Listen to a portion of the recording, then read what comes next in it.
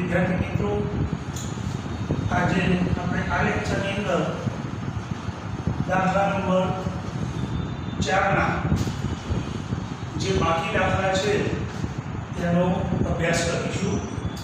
એમાં 10મો દાખલો આ રીતે આપેલી છે રકમ આપણને a 2a 3a 4a. હવે આ સમાંતર શ્રેણી છે કે નહીં એ પહેલા આપણે નક્કી કરી દઈએ.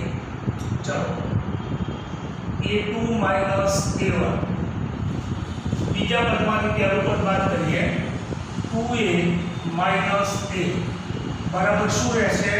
a. પછી ત્રીજા પદમાંથી બીજું પદ બાદ કરીએ a3 a2 એટલે 3a માંથી 2a બાદ કરીએ 3a 2a 3a માંથી 2a બાદ થાય તો કેટલા વધે? a. ચાલો, પછી ચોથા પદમાંથી બીજું પદ બાદ કરીએ a4 a3 એટલે 4a 3a. 4 માંથી 3 જાય એટલે 1 રહેશે એટલે a. તો અહીં જુઓ તમે, બે ક્રમિક પદોનો તફાવત કેવો આવે છે? સરખો આવે છે. માટે લખવાનું a2 a1 equal to a3 a2 equal to a4 a3 આ રીતે છે.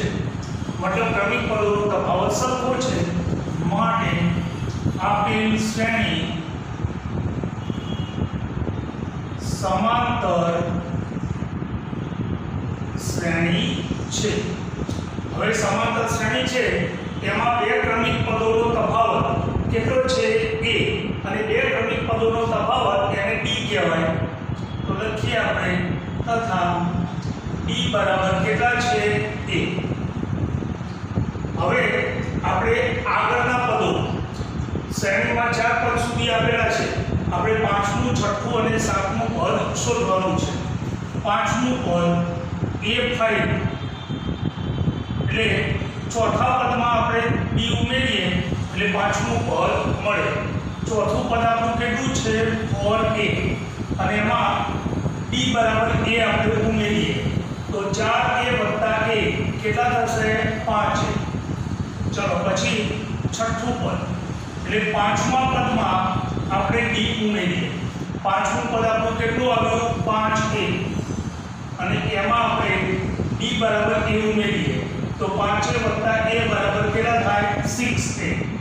ચલો, પછી 7મું પદ એટલે છઠ્ઠા પદમાં d ઉમેરવાનું.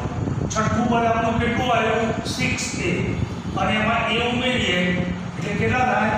6a + a બરાબર 7a થશે. બરાબર? તો આ રીતે આપણે આગળના પદ શોધી શકીએ. હવે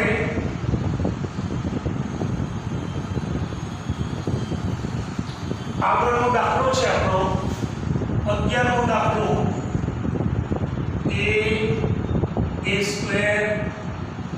a ની 3 ઘાત a ની 4 ઘાત આ રીતની આપણને રકમ આપેલી છે. હવે આ સમાંતર શ્રેણી છે કે નહીં એ આપણે ચેક કરીએ. ચલો, પહેલા આપણે લઈએ a2 a1 બરાબર. ચલો, a2 એટલે a² અને -a. હવે આ બંનેમાંથી કોમન શું નીકળશે? a ની 2 ઘાત અને a ની 1 ઘાત એમાંથી a કોમન નીકળે. અંદર શું વધે? a² માંથી a લઈ લીધો એટલે a વધશે માઈનસ આ a કોમન આવી ગયો એટલે કેટલા વધશે? 1. તો a2 a1 બરાબર આપણો આ જવાબ આવ્યો. પછી ત્રીજા પદમાંથી બીજું પદ બાદ કરીએ a3 a2 એટલે a ની 3 ઘાત અને -a². ચલો, a ની 3 ઘાત છે અને a ની 2 ઘાત છે. બંનેમાંથી શું કોમન નીકળશે? a². ઓછી ઘાતો કોમન નીકળશે, a² કોમન નીકળશે. હવે અહીં a ની 3 ઘાત છે એમાંથી a² આપણે લઈ લીધો એટલે શું વધશે? a માઈનસ આ a² આખો બહાર લઈ લીધો એટલે કેટલા વધશે? 1. તો અહીં જુઓ a2 a1 માં જવાબમાં અહીં a છે અને a3 a2 માં અહીં જવાબમાં શું છે? a² છે. મતલબ આ તફાવત સરખો નથી. તો લખવાનું અહીં a2 minus a1 is not equal to a3 minus a2 છે અને માટે આપેલ શ્રેણી સમાંતર શ્રેણી નથી, સમાંતર શ્રેણી નથી। ચાલો પછી 12મો દાખલો છે આ રીતે √2 પછી √8 પછી √18 પછી √32 આ રીતે આપણને આપેલું છે। હવે આપણે એ જાણીએ છીએ કે હવે 8નો વર્ગમૂળ નીકળે નહીં, 8 કોઈનો વર્ગ નથી, એ રીતે 18 પણ કોઈનો વર્ગ નથી એટલે એનું વર્ગમૂળ નીકળે નહીં, 32 પણ કોઈનો વર્ગ નથી એટલે એનું વર્ગમૂળ નીકળશે નહીં। એટલે આપણે આના વર્ગમૂળ નીકળે એટલે ભાગ પાડી દઈશું। જો આ રીતે લખીશું √2 બરાબર, પછી આ 8 ની જગ્યાએ આપણે આ લખી શકીએ 4 × 8 કારણ કે આપણે જાણીએ છીએ 4 નું વર્ગમૂળ નીકળે। પછી આ 18 ની જગ્યાએ આપણે આ રીતે લખીશું 9 × 18 અને 32 ની જગ્યાએ આપણે આ રીતે લખીશું 16 × 32। તો હવે આ રીતે થશે તો √2 પછી 4 નું વર્ગમૂળ 2 અને 2 નું વર્ગમૂળ નીકળે નહીં એટલે 2√2 પછી 9 નું વર્ગમૂળ 3 અને 2 નું વર્ગમૂળ ના નીકળે એટલે 3√2 પછી 16 નું વર્ગમૂળ 4 2 નું વર્ગમૂળ ના નીકળે એટલે 4√2। આ રીતે આપણને શ્રેણી મળશે। હવે આ જે શ્રેણી બની એ સમાંતર શ્રેણી છે કે નહીં તે આપણે ચેક કરીએ। ચલો અહીં a2 minus a1 એટલે આ બીજા પદમાંથી પહેલું પદ બાદ કરી દઈએ 2√2 અને -√2 બે વખત √2 માંથી એક વખત √2 આપણે બાદ કરીએ એટલે શું વધે, એક વખત √2 વધે બરાબર। પછી a3 minus a2 ત્રીજા પદમાંથી બીજું પદ બાદ કરીએ 3√2 અને -2√2 3√2 માંથી 2√2 જશે મતલબ એક વખત √2 વધશે। ચલો પછી a4 minus a3 ચોથા પદમાંથી ત્રીજું પદ બાદ કરી દઈએ એટલે 4√2 -3√2 ચાર વખત √2 માંથી 3 વખત √2 બાદ કરીએ એટલે 4 માંથી 3 જાય એટલે એક વખત √2 વધશે।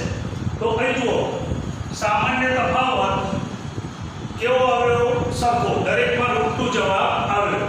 તો લખવાનું માટે a2 minus a1 equal to a3 minus a2 equal to a4 minus a3 આ રીતે છે। માટે આપેલ શ્રેણી સમાંતર શ્રેણી છે અને આ સમાંતર શ્રેણી છે એમાં બે ક્રમિક પદોનો તફાવત કેટલો છે, √2 અને તફાવતને શું કહેવાય, d બરાબર √2 છે। ચલો હવે આપણે આગળના પદો શોધી કાઢીએ। પાંચમું પદ a5 એટલે ચોથા પદમાં આપણે d શું કરવાનું, ઉમેરવાનું। ચોથું પદ આપણે શ્રેણીમાં કેટલું છે, 4√2 અને એમાં d તરીકે આપણે √2 ઉમેરીએ એ આ √2 ઉમેર્યા તો 4 વખત √2 વત્તા 1 વખત √2 એટલે કેટલા થશે, 5√2 5 વખત √2 થશે। હવે આપણે જાણીએ છીએ આ 5 ને વર્ગમૂળની અંદર લઈ જઈએ તો કોઈ પણ સંખ્યા વર્ગમૂળની અંદર ક્યારે દાખલ થાય, વર્ગ બનીને દાખલ થાય એટલે 5 નો વર્ગ કરીને આપણે એને વર્ગમૂળમાં લેવી પડે બરાબર। તો અંદર 5 નો વર્ગ કેટલો થાય, 25 એટલે 25 તું કેટલા થશે, 50।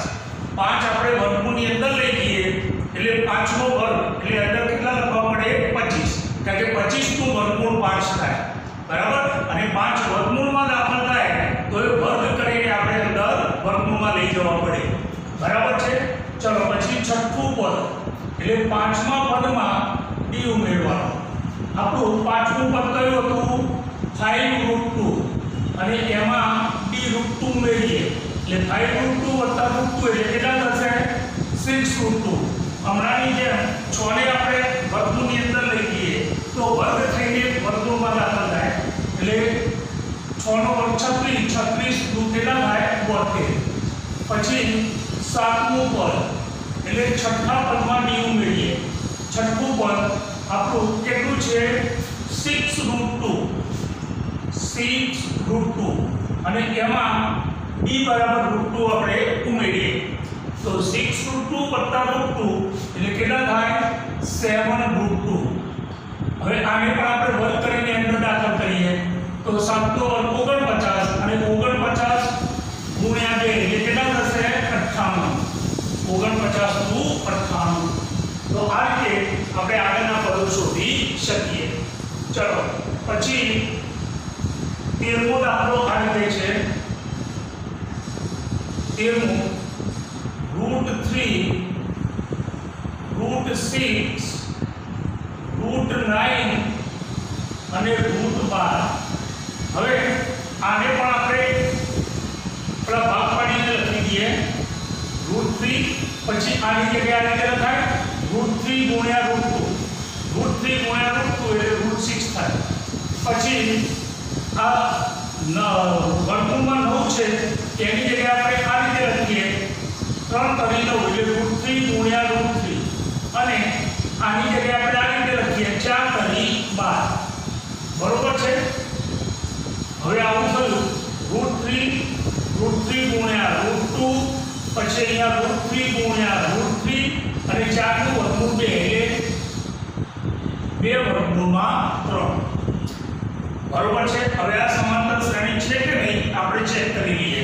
ચલો a2 - a1 એટલે બીજા પદમાંથી પહેલું પદ બાદ કરીએ તો √3 ગુણ્યા √2 અને -√3. ચલો અહીંયા √3 બંનેમાં કોમન છે એટલે આ √3 કોમન આવી જશે. અંદર શું વધશે આ √3 કોમન લઈ લીધો આપણે એટલે અંદર શું વધે √2 માઈનસ આ √3 બહાર આવી જાય એટલે કેટલા વધશે 1. પછી a3 - a2 એટલે બીજા પદમાંથી બીજું પદ બાદ કરીએ √3 ગુણ્યા √3 માઈનસ √3 ગુણ્યા √2. ચલો આમાં પણ બંનેમાં કોમન શું છે √3 તો આ √3 આપણે કોમન લીધો. હવે આ √3 કોમન લીધો મેં નીચે લીટી દોરી છે એના સિવાયનું જે બાકી રહ્યું એ આપણે લખી દઈએ તો શું વધશે √3 માઈનસ √2. આવું બધું તો જોઈ લો a2 - a1 નો જવાબ આ છે, a3 - a2 નો જવાબ આ છે. મતલબ સરખા નથી. લખવાનું તફાવત સરખો નથી. અહીં a2 - a1 is not equal to a3 - a2 છે. માટે આપેલ શ્રેણી સમાંતર શ્રેણી નથી. આપેલ શ્રેણી એ સમાંતર શ્રેણી નથી. શા માટે તફાવત સરખો આવતો નથી. ચલો હવે 14મો દાખલો આ રીતે છે 1 નો વર્ગ 3 નો વર્ગ 5 નો વર્ગ 7 નો વર્ગ up to 16. આ રીતે આપણે આપેલું છે. ચલો આ સમાંતર શ્રેણી છે કે નહીં એ આપણે ચેક કરીએ. લખીએ અહીં a2 - a1 a2 એટલે 3 નો વર્ગ માઈનસ a1 એટલે 1 નો વર્ગ. ચલો 3 નો વર્ગ કેટલો થાય 9, 1 નો વર્ગ 1 તો 9 માંથી 1 જાય કેટલા આવશે 8. 9 માંથી 1 જશે એટલે 8. ચલો પછી a3 - a2 a3 કેટલા છે 5 નો વર્ગ, a2 કેટલા છે 3 નો વર્ગ. 5 નો વર્ગ કેટલો થાય 25, 3 નો વર્ગ 9, 25 માંથી 9 જશે કેટલા વધશે 16. તો જો a2 - a1 8 છે, a3 - a2 16 છે. મતલબ સામાન્ય તફાવત સરખો નથી. લખવાનું a2 - a1 is not equal to a3 - a2 છે. માટે આપેલ શ્રેણી